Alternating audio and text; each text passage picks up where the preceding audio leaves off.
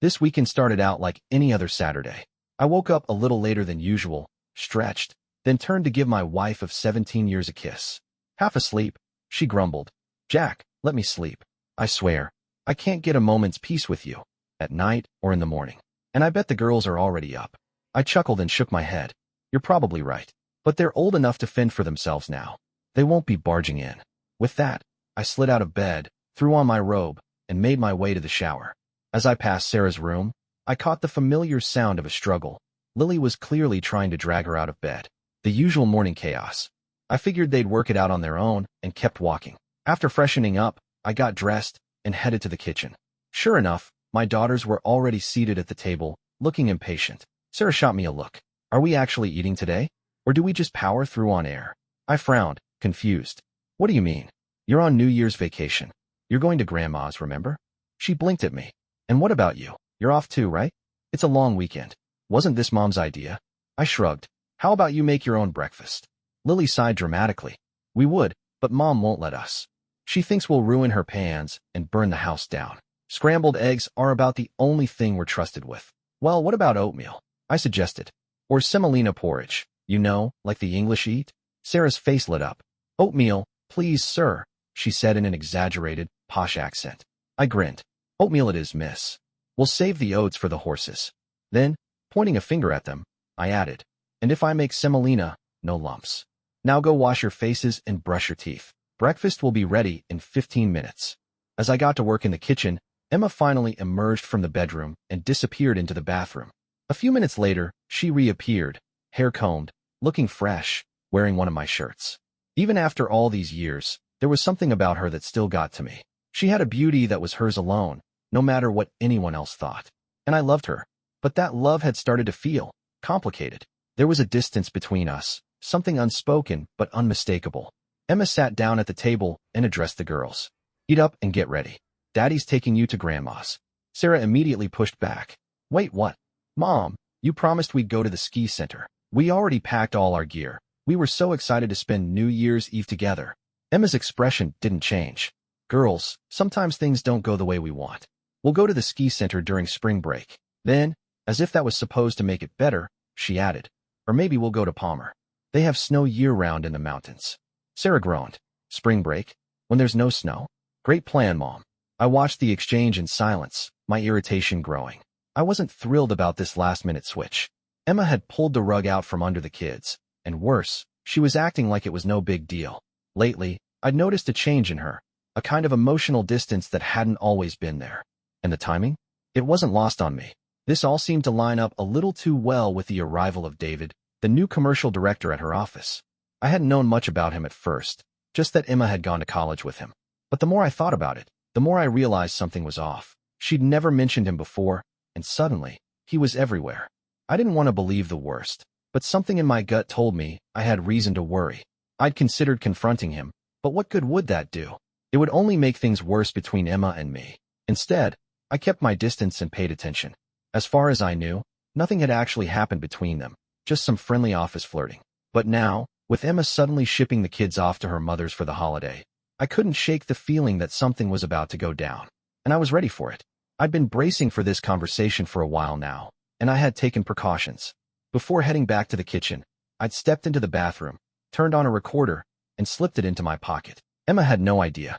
For a moment, she sat there, silent. Then, finally, she looked up at me. A brief, almost apologetic smile crossed her lips, but it faded just as quickly. Then, in a tone that left no room for misinterpretation, she said, "Jack, we need to talk." I met her gaze, steadying myself. "Something wrong?" She sighed. "No, nothing's wrong. Jack, I love you. I always have. You've been an incredible husband, an amazing father. I want to grow old with you. Maybe even die on the same day." "Then what's the problem?" I asked, forcing myself to stay calm. She hesitated before answering. "I've been thinking, and I believe we need a break. Some time apart. Just to explore our own experiences separately. That way, when we come back together, we'll be stronger, more connected. It'll help our relationship in the long run." I stared at her. "How long are we talking? A month? A year?" "No, nothing like that," she said. "Just the holiday weekend." And there it was. "That's why the kids are going to your mom's instead of the ski resort?" I asked, my voice flat. She nodded. "Yes. I already made arrangements. I exhaled, shaking my head. So let me get this straight. You and your lover sat around, cooked up some fancy psychological theory, and figured if you wrapped it up in enough pretty words, I'd go along with it. I could hardly believe what I was saying out loud, but I knew, deep down, this was exactly what was happening. I had my suspicions before, but hearing her frame it like this, so casual, so rational, it stung. Jack, I don't know what you're talking about, she said, feigning innocence. Who do you think my lover is? My patience was wearing thin. You really don't know? I asked. It's David, your new commercial director. You and him had a fling in college. He got bored and dumped you, and you moved on to me. Funny how you never mentioned him becoming your boss. Emma's mask didn't slip, but there was a flicker of something in her expression. And you're wrong if you think nothing will change, I added, my voice colder now. What do you mean by that? She asked, still playing dumb. I leaned forward slightly. Everything's already changing, Emma. The way you talk to me. The way you act around the kids. It's different. You think I don't notice? She sighed. Jack, you're imagining things. I love you. But what about Sarah and Lily? What are you going to tell them? What about your parents? How are you going to explain a divorce? I raised an eyebrow. Divorce? I repeated. We're not getting divorced. She looked at me, unsure. But I see right through this little scheme you and David cooked up. I cut in. And I'm not playing along. You're making this way more complicated than it needs to be, she insisted. Just take the girls. When you get back, we'll work things out. There's nothing to work out, I said, standing up. I'm leaving. Panic flashed across her face. Jack, you can't do this to me. I met her eyes, my decision already made. I can, I said. And I will. I hadn't planned on making the decision to divorce, but now that it was made, there was no turning back. I already told you. I'm calling it off, Emma said, trying to reason with me. Yeah, you did, I shot back. But then you added that we'd talk about it again when I got back. So go ahead, enjoy your free weekend while I drive the girls around. You can consult with David in the meantime. Emma opened her mouth to respond, but before she could, Sarah stepped into the kitchen, unknowingly interrupting the tense moment. Daddy, we're ready to go, she announced. All right, give me 5 minutes, I said, wasting no time. I quickly changed clothes, grabbed my laptop, slung my backpack over my shoulder, and without another word to Emma, headed downstairs. I started the car and let it warm up. A few moments later, the girls climbed in, and we pulled away. As we merged onto the main road, I caught sight of Emma standing by the window, watching us go. She looked confused, maybe even a little lost. The car was silent at first. Then, finally, Sarah broke it. Daddy, Grandma lives the other way, she said, her voice uncertain. I know, sweetheart, I replied. But you were promised a ski trip, and that's exactly where we're going. We'll figure out where to stay once we get there. She seemed relieved, but then her voice dropped to a whisper. Dad, are you and Mom getting a divorce? I felt my stomach tighten. Why would you ask that? I tried to keep my voice steady. Lily answered for her. We heard you arguing in the kitchen this morning. Sarah nodded, then turned to her sister. We're on Dad's side, right? Lily hesitated for a moment. I'm on Dad's side too, she finally said, then looked at me. But where are we going to live? For now, we'll stay at my mom's house, I told them. I'll drop you off at school so you can grab some books and clothes. But for now, let's not worry about all that. Let's just enjoy our trip. You girls deserve it. Meanwhile, back at the house, Emma stood by the window, watching the car disappear down the road. Then, without hesitation, she picked up her phone and dialed a familiar number. David answered immediately. Emma? Everything okay? No, she said in a hushed voice. We have a problem. No worries. I'm alone. Has your husband left yet? He's leaving tonight, she lied. He just went to the store. He's probably on his way back soon. David's voice remained calm. What happened? Emma sighed. He didn't react the way we expected. He didn't believe me. David paused. Who are you talking about? My husband, she clarified, growing frustrated. I offered him the separation we talked about. Did he agree? No, David. He knows about our past, about what happened between us in college. And now, he's talking about divorce. She sounded genuinely nervous now. David let out a slow breath. That's not good. This could cause a major scandal. It'll spread through the office like wildfire, and Mia will find out. Emma's voice grew defensive. I don't want a divorce. David scoffed. You never wanted one, did you? What do I do now? She asked, clearly seeking guidance. Is Jack back already? No, she admitted. He still has to drop the girls off at my parents'. He should be home in a few hours. All right, David said, thinking fast. Here's what you do. Tell him there's no separation. Let his anger cool down.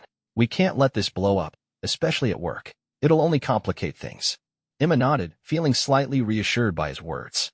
After ending the call, she sat down, deep in thought. She needed to keep things under control, and that meant playing her cards carefully. Determined to create a calm atmosphere, she set the table but decided against cooking. Instead, she dressed up and went out to pick up takeout. She chose a nice bottle of wine, set out 2 glasses, and even placed a corkscrew beside them. The appetizers she bought were warmed up, ready to be served. She turned on the TV, settled into the armchair, and for the first time, allowed herself to wonder, was a brief fling with an old flame really worth risking everything? Convincing Jack was going to be harder than she thought. How much did he actually know? Telling him that David had become her boss had been a mistake, but eventually Jack would have found out anyway. The truth was, she hadn't expected to feel anything when David suddenly reappeared in her life. He had been out of sight, out of mind, for years, until she learned he was their company's new commercial director. That first moment she saw him again, there had been a spark. It was supposed to be harmless. Just a bit of fun. Nothing serious. Their first real conversation had confirmed that. "Emma, I've always liked you," David had told her. "But I can't risk ruining my family. I'm not ready to cut off contact, but it has to stay very discreet. You understand that, right? You're married, too." At the time, she had agreed. It was an arrangement. But now, she could see how foolish it all had been. The truth was, they had wrapped up their actions and philosophical discussions, made it seem like there was a logical, scientific basis for their choices. But they'd miscalculated one thing: emotions. For hours had passed. Jack still hadn't returned. Emma frowned. "You should have been back by now." She picked up her phone and called her mom. After a few rings, her mother answered. "Hi, sweetheart. How are you?" Emma forced a casual tone. "Oh, it's winter. It gets dark early. What are you and Dad up to?" Her mother sighed. "Just sitting here with Grandpa. We're having a bit of a disagreement." "What about?" "The usual. He wanted a drink. I told him no, and he went and found my hiding spot anyway," her mom grumbled. "And you? When are you bringing the girls over?" Emma's stomach tightened. If they were still waiting, that meant Jack hadn't arrived. Ending the call quickly, she dialed Jack's parents. Her father-in-law, a retired military officer, answered. His voice was firm. "Emma." "Hi, Dad. How are you?" she asked, trying to sound lighthearted. "I just wanted to check in." "Looking for Jack and the kids, right?" he said, cutting straight to the point. "He warned us about this." Emma swallowed. "No, don't bother. Jack called us this morning. Told us everything. You're getting a divorce, aren't you?" "That's ridiculous," Emma snapped. "We had a misunderstanding, that's all. We're not getting a divorce." Her father-in-law didn't budge. "It's not just about you two. Jack told me it involves some guy from your work." Emma's heart pounded. "Who told you that?" "Jack did. Over breakfast. He said you proposed a separation, and when he refused, you tried to backtrack. But it was too late." "That's not true," she protested. "Jack's blowing this out of proportion." Her father-in-law sighed. "Listen, Emma. If you love another man, then just go. Don't string Jack along. Don't drag the kids into this mess. He'll move on. He's not old. He's not unattractive. And the girls? They'll be fine with him." Emma's voice hardened. There will be no divorce. But even as she said it, she wasn't sure if she believed it anymore. Emma's voice cracked as she tried to steady herself. "That's just your opinion," she said. "I know my husband. You don't. I just need to explain everything to him, and he'll realize he was wrong. He'll call. I'll talk to him." With that, she ended the call and immediately dialed David's number. But instead of David, a woman answered. "Hello." Emma hesitated. "Excuse me. I'm looking for David. Who is this?" The woman let out a short laugh, full of bitterness. "Who am I?" "Oh, I know who you are. Listen, don't bother calling again. I kicked him out. He doesn't have a phone anymore." Emma's stomach tightened. "Wait, what? Is something wrong?" The woman scoffed. "You really don't know? I've moved to 2 different cities because of this cheating bastard. I'm done running. I'm not leaving this house just because of him again." Emma swallowed. "Where's David now?" "How should I know?" The woman snapped. "I threw him out. Maybe he's at your place." Emma felt her pulse quicken. "That's impossible. He doesn't know where I live." The woman laughed again, colder this time. "Are you serious? He knows everything, Emma, including your address. He works with you, doesn't he? But let me tell you something, you weren't the only one. While I was on vacation, he had plans to meet all of you." Emma's hand tightened around the phone. "Meanwhile, I was driving with my daughters toward a ski resort out of town. I had a contact there, John, an old classmate of mine who is now the director. I gave him a call and explained the situation. 'Jack, anything for you,' John said. 'A house for 3. That's easy. You're in luck. I've got 3 cabins available. I'll set one aside for you.' 'Perfect,' I said. 'I have a company waiver, so I can handle the cost. One more thing. If anyone calls, don't confirm that I'm staying here with my daughters.' 'Got it. When are you arriving?' 'About an hour and a half. The roads are slick, so I'm taking it slow. No problem. Your cabin will be ready.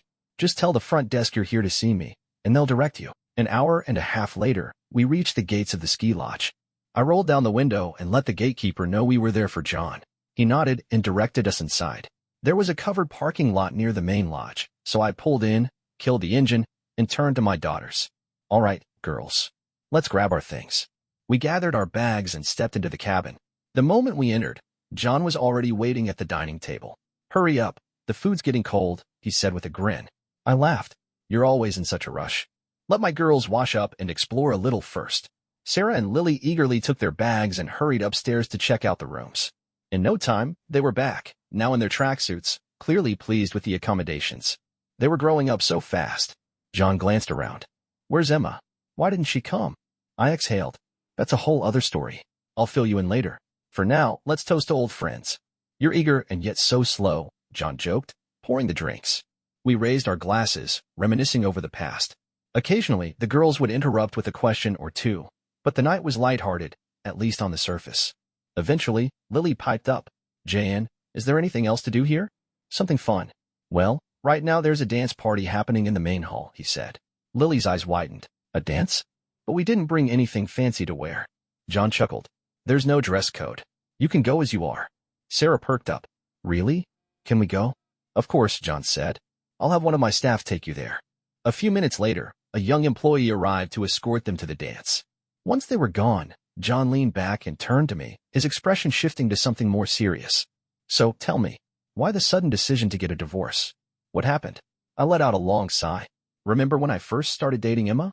There were always whispers that she might have been seeing someone else. John nodded. Yeah, I remember hearing those rumors. But there was never any proof. Well, guess who just showed up out of nowhere?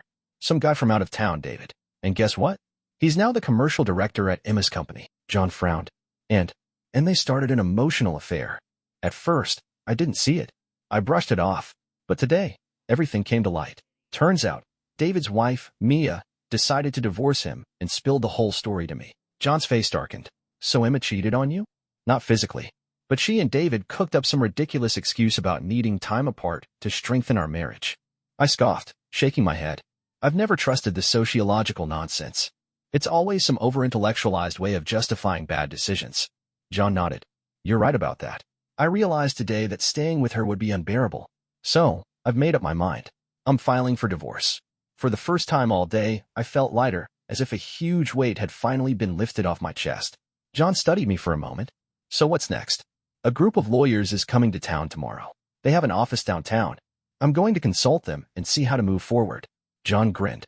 Then let's drink to new beginnings. We poured another round. Around 11 p.m., Sarah and Lily returned from the dance.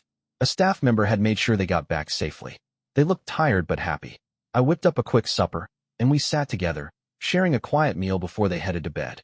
Once they were settled in, I finally allowed myself to be alone with my thoughts. I sat on my bed, fighting back emotions. The day had been exhausting, not just physically, but emotionally. I couldn't forget what Emma had done. Reaching into my pocket, I pulled out the recorder and played back the conversation from earlier. Hearing her words again, so calmly spoken, so calculated, it only solidified my decision. She hadn't even tried to find me. She had no idea where I had gone with our daughters. But I knew.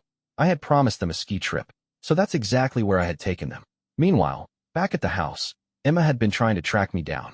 She had searched through my usual computer, trying to find any clues about where I might have taken the girls. But her efforts led nowhere. She had no idea where we were. The next morning, a knock on my door woke me from sleep. Come in, I called. The door burst open, and Sarah and Lily rushed inside, full of excitement. Daddy, wake up. Let's have breakfast and go skiing. Sarah said eagerly. Yeah, and then we can go ice skating. Lily added. There's a rink here, right? I smiled. Yes, there is. Where do we eat? Sarah asked. There's a cafe nearby, I said, stretching. Go wash up. I'll be ready in 5 minutes. After a quick change, we headed to the cafe for breakfast, then suited up for skiing. We spent the morning on the slopes, enjoying the fresh mountain air. By lunchtime, we had made our way back to the cafe, where we ran into John and his wife. I almost forgot to tell you, John said. The lawyers I mentioned have arrived, including a divorce specialist. Meet me in my office later. I've got everything you need. A computer, a printer, whatever you need to get started. I nodded. Sounds good. Oh, and don't worry about the girls, he added. My wife and her sister are taking them to the ice rink tonight. Later that night, we joined them for another dance. And then, after that, New Year's would begin. A new year, a new start. New Year's Eve arrived, and it was time to prepare for the festivities. After lunch, John and I headed to his office, where a lawyer soon joined us. Her name was Anna, and she quickly laid out the legal landscape for me. I wasn't well versed in divorce proceedings, so I listened carefully as she explained the key points. My advice is to take things slow, Anna said. Don't make any rash decisions about the apartment. Keep in mind that your daughters will grow up, start their own lives, and eventually need space of their own. If you move in now, but Emma remarries later, a new husband in the picture could complicate things. I exhaled. I get that, but I can't imagine living under the same roof with her. Anna nodded. Try to envision it objectively. Instead of rushing to move out, consider proposing a formal petition. Start by telling your wife that you'll be filing for divorce in court. How soon can the paperwork be ready? I asked. No rush, she replied. The courts are on a holiday schedule too. But I have my laptop with me. I can start drafting the documents now. Once we print them, you can file them at your convenience. She paused. If you need, I can represent you in court. I didn't hesitate. I like that option. That night, we celebrated New Year's at the ski lodge's large hall. John, his wife, her sister, and a few of the lawyers joined in. The place was filled with vacationers, and the night was alive with music, laughter, and dancing. By the early hours of the morning, my daughters were exhausted. I walked them back to the cabin, tucked them in, and rejoined the others for a while. When the main hall festivities finally died down, we gathered around the fireplace in my cabin before eventually retreating to our separate rooms. The following days were exactly what I needed: skiing, ice skating, and dancing in the evenings. One night, John turned to me with a knowing look. How are you holding up? I sighed, staring into my drink. You know, during the day, I feel fine. But at night, I won't lie, I've shed a lot of tears. Still, I feel more ready for what's ahead than I ever have before. Then came the day we had to pack up and head home. The return home. Before leaving, I had a conversation with my daughters. I made it clear to them how important it was not to lose our apartment. They understood. On the way back, we stopped at a mall for groceries before finally returning home as darkness settled over the city. Sarah and Lily immediately went to work rearranging their rooms.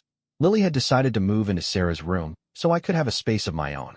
That's when Emma appeared in the doorway, her eyes narrowing with suspicion. What are you two doing? She asked. Sarah didn't even look up. We're making Lily's old room into Dad's room, she said simply. Lily nodded. Yeah, we're sharing now. Emma's lips pressed into a thin line, clearly unhappy. Once the girls were finished organizing, they got ready for school. I started preparing dinner, along with breakfast for the morning. Emma lingered in the kitchen, trying to strike up a conversation. Jack, I cut her off before she could begin. I won't tolerate any of your boyfriends in this house.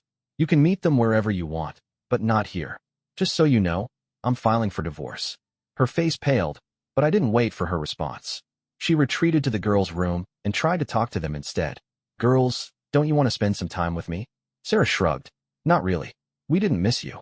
Dad told us to give him space for the rest of the week, Lily added bluntly. Emma's expression crumbled, but I didn't intervene. From that moment on, the separation within the house became clear. Sarah, Lily, and I lived separately from Emma, locking the doors to the rooms we occupied.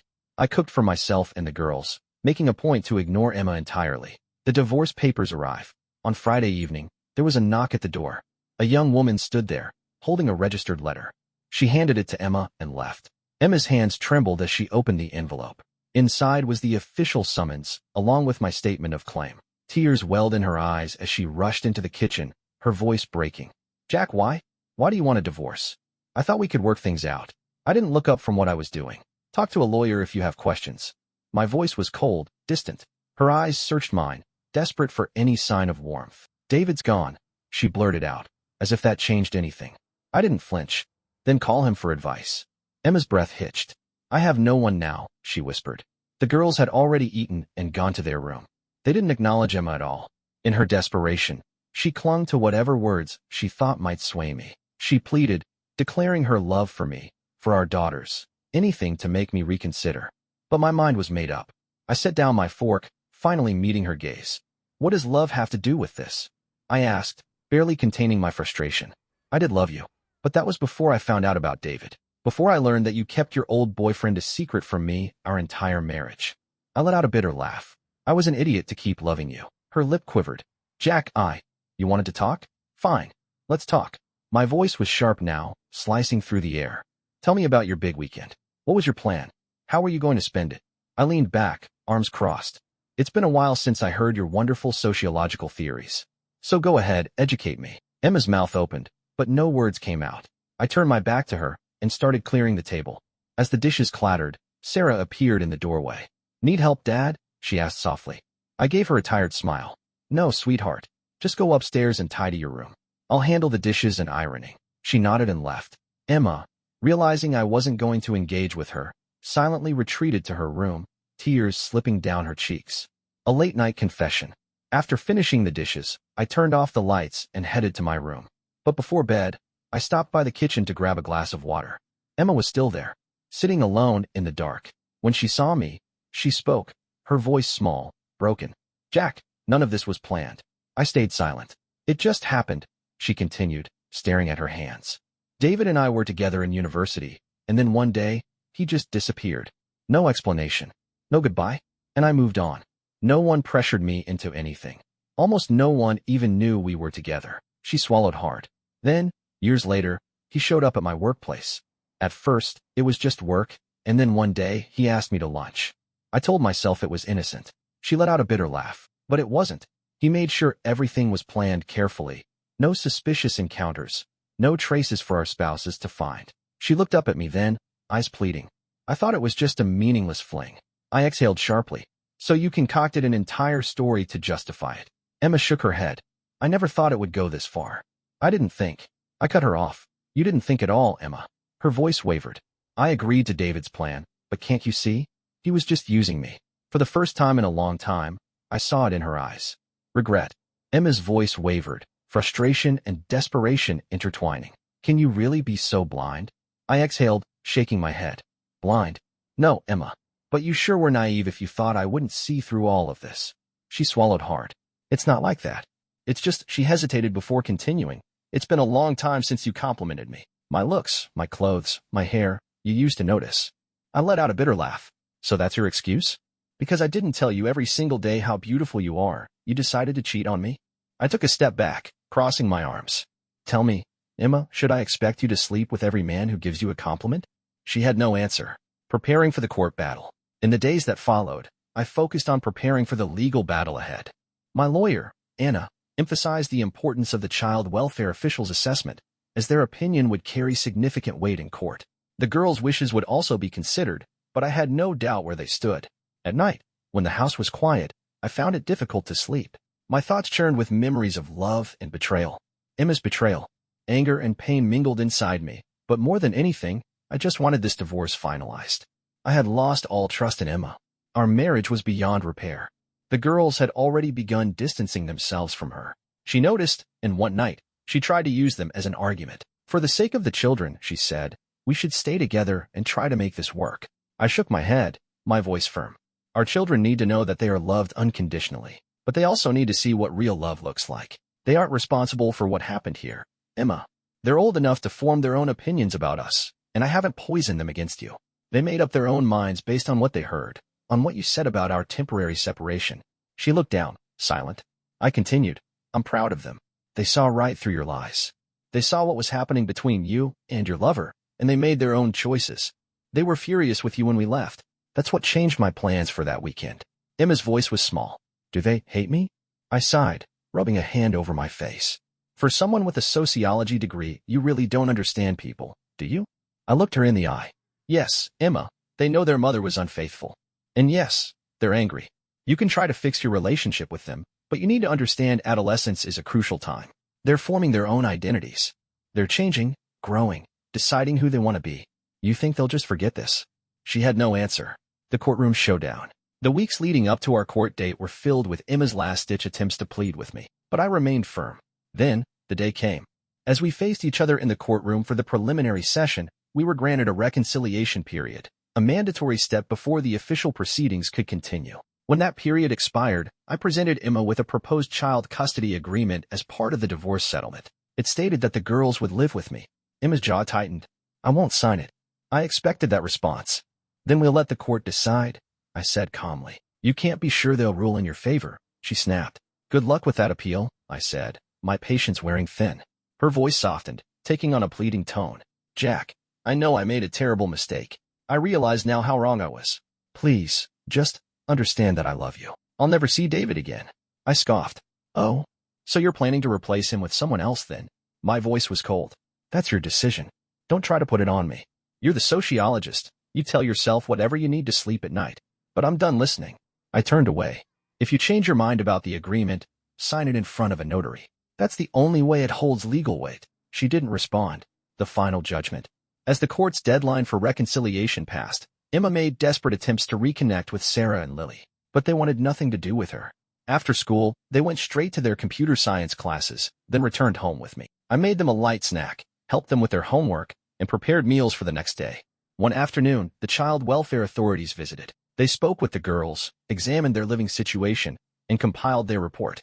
When the final hearing arrived, we walked into the courtroom, accompanied by our lawyers.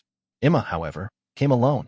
She had sought advice from counselors and divorced friends, but she understood, finally, that our marriage was beyond saving. During the proceedings, she barely spoke. Most of her answers were simple yes or no responses.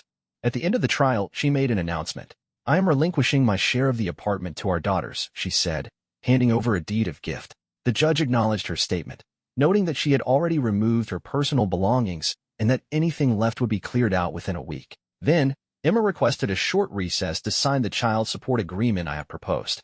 When we reconvened, she addressed the court. I am willing to pay child support to Jack voluntarily, she said. To ensure transparency, I propose that he set up separate accounts for both of our daughters and deposit the funds there. They'll need that money when they come of age. The judge clarified that alimony and property division were not part of the initial claim and wouldn't be addressed. However, the divorce and child custody agreement would be ruled on separately. The court recessed to finalize its decision. And when we left the courtroom that day, Emma and I were officially divorced. Moving forward, after the hearing, I found Sarah and Lily sitting on a bench outside the courthouse, each holding an ice cream cone. Despite the cold weather, they were happily licking away. I raised an eyebrow. Girls, what are you doing? It's freezing outside. Sarah grinned. We brought the ice cream home, so we figured, why not? It can even help soothe a sore throat. I chuckled at their logic. And why did you choose 19 as the age for accessing the money? That's what we decided, Lily said simply. Emma honored her promise and left the apartment, moving in with her parents to care for her ailing mother. I allowed her to visit the girls once a week, though Sarah and Lily were hesitant about it. On those visits, Emma spent time with them at our place, while I gave them space. A new beginning.